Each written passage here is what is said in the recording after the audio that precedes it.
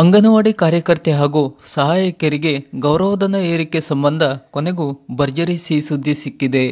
ಅಂಗನವಾಡಿ ನೌಕರರ ವೇತನ ಏರಿಕೆ ಸಂಬಂಧ ಮತ್ತೆ ವಿಧಾನಸೌಧದಲ್ಲಿ ಚರ್ಚೆಯಾಗುತ್ತಿದ್ದು, ಜೊತೆಗೆ ಸಿಎಂ ಸಿದ್ದರಾಮಯ್ಯ ಸರ್ಕಾರದ ಮೇಲೂ ಒತ್ತಡ ಹೆಚ್ಚಾಗಿದ್ದು, ಈ ಬಗ್ಗೆ ಲಕ್ಷ್ಮಿ ಹೆಬ್ಬಾಳ್ಕರ್ ಗೌರವಧನ ಹೆಚ್ಚಳದ ಪ್ರತಿಕ್ರಿಯೆ ನೀಡಿದ್ದಾರೆ.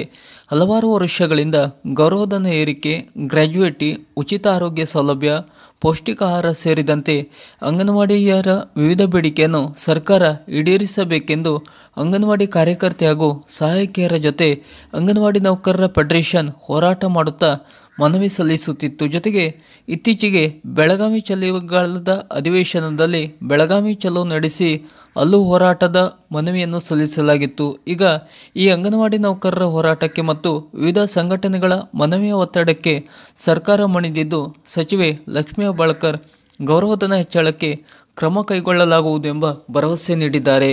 ಬೆಂಗಳೂರಿನ ವಿಧಾನಸೌಧದ ತಮ್ಮ ಕೊಠಡಿಯಲ್ಲಿ ಅಂಗನವಾಡಿ ಕಾರ್ಯಕರ್ತೆ ಹಾಗೂ ಸಹಾಯಕಿಯರ ಬೇಡಿಕೆ ಹಾಗೂ ಕುಂದುಕೊರತೆಗಳ ಬಗ್ಗೆ ಸಚಿವರಾದ ಲಕ್ಷ್ಮಿ ಹೆಬ್ಬಾಳ್ಕರ್ ಚರ್ಚೆ ನಡೆಸಿದರು. ಈ ವೇಳೆ ಸಚಿವೆ ಲಕ್ಷ್ಮಿ ಹೆಬ್ಬಾಳ್ಕರ್ ಮಾಹಿತಿ ನೀಡಿದ್ದು, ಗೌರವಧನ ಹೆಚ್ಚಳ, ಮುಂಬಡ್ತಿ, ಗ್ರ್ಯಾಚ್ಯುಯಿಟಿ ಸೌಲಭ್ಯ, ಉಚಿತ ವೈದ್ಯಕೀಯ ಸೌಲಭ್ಯ, ಅನಾರೋಗ್ಯ ಪೀಡಿತರಿಗೆ ಸ್ವಯಂ ನಿವೃತ್ತಿ ಯೋಜನೆ ಸೇರಿದಂತೆ ಹಲವು ವಿಷಯಗಳ ಬಗ್ಗೆ ಸಚಿವರು ವಿವಿಧ ಸಂಘಟನೆಗಳ ಜೊತೆ ಚರ್ಚೆಯನ್ನು ನಡೆಸಿದರು ಮತ್ತು ಈ ಬಗ್ಗೆ ಮಾಹಿತಿ ನೀಡುತ್ತಾ, ನಾನು ಎಂದಿಗೂ ಅಂಗನವಾಡಿ ಕಾರ್ಯಕರ್ತೆಯರ ಪರ. ಇಡೀ ದೇಶಕ್ಕೆ ನಮ್ಮ ಅಂಗನವಾಡಿಗಳು ಮಾದರಿಯಾಗಿವೆ. ಅಂಗನವಾಡಿ ಕಾರ್ಯಕರ್ತೆಯರ ಬೇಡಿಕೆ ಕುರಿತು ಮುಖ್ಯಮಂತ್ರಿ ಸಿದ್ದರಾಮಯ್ಯ ಅವರೊಂದಿಗೆ ಚರ್ಚೆ ನಡೆಸಿ ಮುಂದಿನ ಬಜೆಟ್ನಲ್ಲಿ ಗೌರವಧನ ಹೆಚ್ಚಿಸಲು ಪ್ರಯತ್ನಿಸಲಾಗುವುದು ಎಂದು ಸಚಿವೆ ಲಕ್ಷ್ಮಿ ಹೆಬ್ಬಾಳ್ಕರ್ ತಿಳಿಸಿದರು.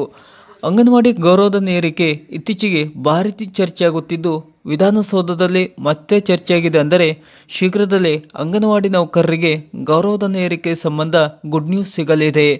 ಬಜೆಟ್ ಮುಂದಿನ ತಿಂಗಳು ಅಂದರೆ ಫೆಬ್ರವರಿಯಲ್ಲಿ ಆಗಲಿದ್ದು, ಅಲ್ಲಿ ಅಂಗನವಾಡಿ ನೌಕರರ ವಿಷಯ ಚರ್ಚೆ ನಡೆದಿದ್ದು, ಮತ್ತೆ ಗೌರವಧನ ಏರಿಕೆ ಹಾಗೂ ಗ್ರ್ಯಾಚ್ಯುಯಿಟಿ ಇತರ ಬೇಡಿಕೆಗಳಿಗೆ ಸರ್ಕಾರ ಈ ಕೂಡಲೇ ಪ್ರತಿಕ್ರಿಯೆ ನೀಡಲಿದೆ. ಸರ್ಕಾರದ ಈ ಥರದ ಇನ್ನಷ್ಟು ಮಾಹಿತಿಗಳಿಗಾಗಿ ಹಾಗೂ ಅಂಗನವಾಡಿಗೆ ಸಂಬಂಧಪಟ್ಟ ಇನ್ನಷ್ಟು ಈ ಥರದ ಮಾಹಿತಿಗಳಿಗಾಗಿ ನಮ್ಮ ಚಾನಲನ್ನು ಸಬ್ಸ್ಕ್ರೈಬ್ ಮಾಡಿ ನಮ್ಮನ್ನು ಬೆಂಬಲಿಸಿ. ನಮಸ್ಕಾರ.